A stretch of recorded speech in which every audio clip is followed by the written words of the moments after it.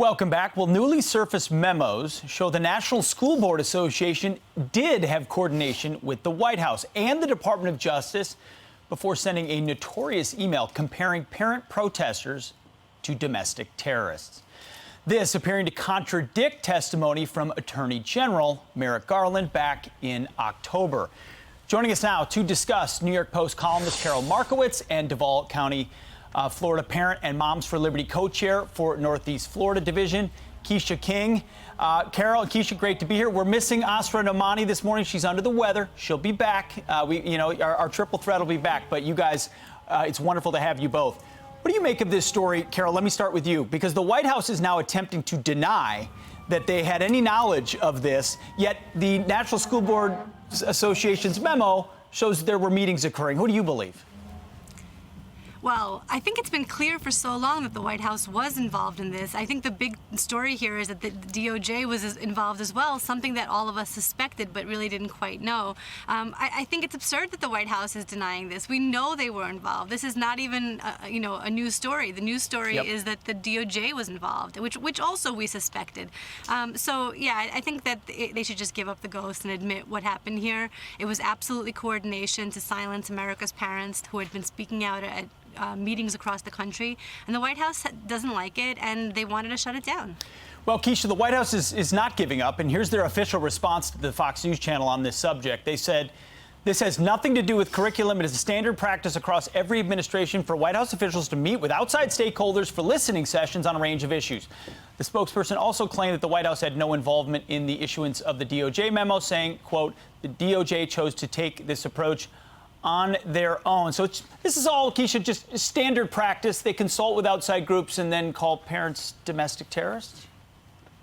Right. I want to see the evidence that this has been going on since time immemorial, that's the norm, that's the regular function of a White House administration, that they just basically create files on parents and basically have school boards become the new KGB of America. I want to see the evidence, because we all know that that's nonsense.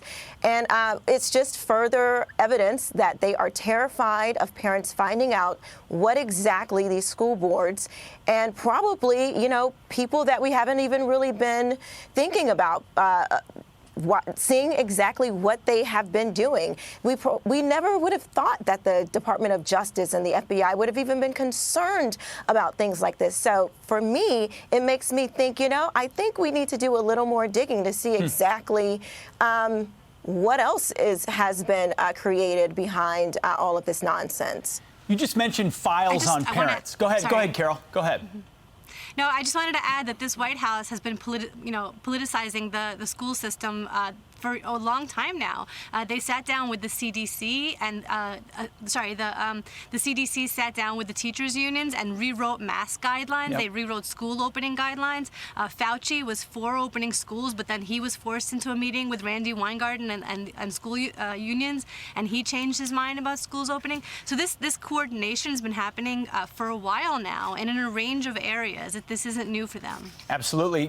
Carol, I'll get your take on this too, but I'll go back to Keisha, because Keisha, you mentioned databases. You mentioned at the national level. Well, you go to Arizona now, to the Scottsdale Unified School District, and parents have just now revealed there was inadvertently, a school board member emailed a link that unlocked a database or a dossier of parents who'd been protested. They had photos of kids, they had divorce records, financial records. They were gathering information at this school. One of the files was labeled SUSD WACOs, which is Scottsdale Unified School District WACOs, and contained, social security numbers and things like that. So it sounds, Keisha, that in this particular instance, there are school boards gathering personal information about people protesting at their meetings.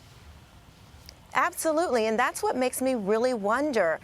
Was that already happening? Is that what they were already doing before? Is that what they took to the White House? Are these files what was taken to the White House to coordinate and, to have the evidence of parents being, quote, domestic terrorists. I am very concerned about this information, what Scottsdale, Arizona was doing. And I think there needs to be, I think we need to look into what they were doing. Maybe the FBI should look into that. Well, and who knows what your local school district might be doing. And you might be right, because it was the information that the National School Board Association gave to the DOJ that Merrick Garland admitted was their rationale for the memo that they put out. Carol, before I go to you, here's what the Scottsdale Unified School District has to say about their dossier. They said, quote, while the existence of the site and its public records contents may raise concern, such activities are not within the purview of the Scottsdale Unified School District to control and are unrelated to the district's task of providing future-focused, world-class learning opportunities for our 22,000 pre-K-12 students. Setting aside the gobbledygook at the end, they're basically saying, it's not our problem. Yeah. Yeah, so it's funny because if the situation were reversed, if it were parents who had, put together dossiers on school board members, I think the FBI would come to their door. And I'd like to say that this is not the first time this has happened. In Loudoun County, there was a Facebook group, in the last year that was exposed because they were sharing information about parents that was really inappropriate. Same kind of thing, divorce records, mortgage records, pictures of the kids. It's really scary. And I think that we really reversed what's happening here. It's the school boards that have been threatening the parents and not the reverse. Parents are just finally standing up for themselves, and they're saying, I've had enough of this. You don't get to target my family. You don't get to threaten my kids, and they've just had it. You're right. We're tolerating the targeting of individual citizens whose kids happen to go to the schools, as opposed to scrutinizing elected officials who ran for office. And if you run for school board and you're on the school board, you ought to expect that criticism will be coming your way for the positions that you take, not the other way around. But you guys are fighting back, and that's why we have you on each weekend. We really appreciate it. Carol Markowitz and Keisha King, thank you both so much.